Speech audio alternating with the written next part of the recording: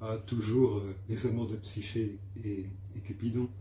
Mais c'est tellement triste que ce que je vais lire, j'ai besoin d'une lumière qui va compenser un peu la tristesse du texte. Bon, on passe au jardin, on sera mieux.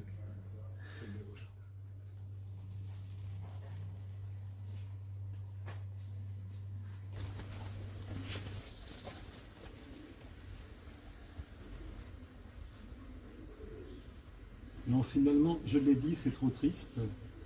Je voulais le faire au jardin et on va le faire au château. Au moins, on se sent un peu protégé par la puissance de ces murs élevés. C'est le moment où Psyché doit quitter sa mère pour rejoindre celui qui doit être son époux et dont elle ne sait pas qui il est.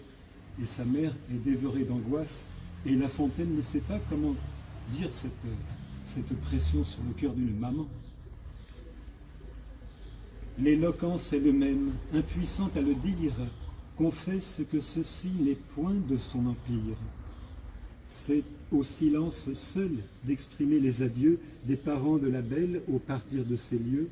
Je ne décrirai point ni leur douleur amère, ni les pleurs de Psyché, ni les cris de sa mère, qui, du fond des rochers renvoyés dans les airs, firent de bout en bout retentir ces déserts.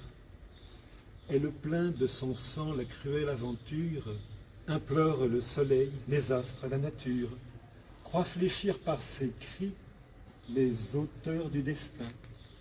Il lui faut arracher sa fille de son sein. Après 1000 sanglots, enfin on les sépare. Le soleil, las de voir ce spectacle barbare, précipite sa course et, passant sous les eaux, va porter la clarté chez des peuples nouveaux. L'horreur de ces déserts s'accroît par son absence.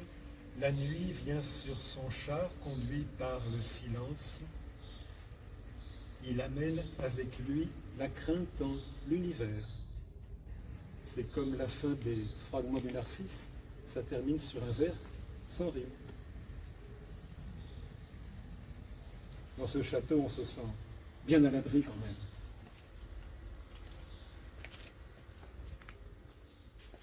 Abri des remparts ou pas, la suite des aventures de Psyché n'est que mésaventure. Le monstre qu'elle croyait être son époux était bien, tout au contraire, la beauté même, l'amour Cupidon. Poussée par la curiosité, elle approche la lampe du visage du dieu qu'elle sait pourtant ne pas avoir le droit de voir. Sa main tremble, une goutte d'huile brûlante tombe et réveille le dieu. Pauvre Psyché, la voici condamnée à des mois d'errance et d'épreuve pour tenter de reconquérir ce bonheur aussitôt entrevu, aussitôt perdu.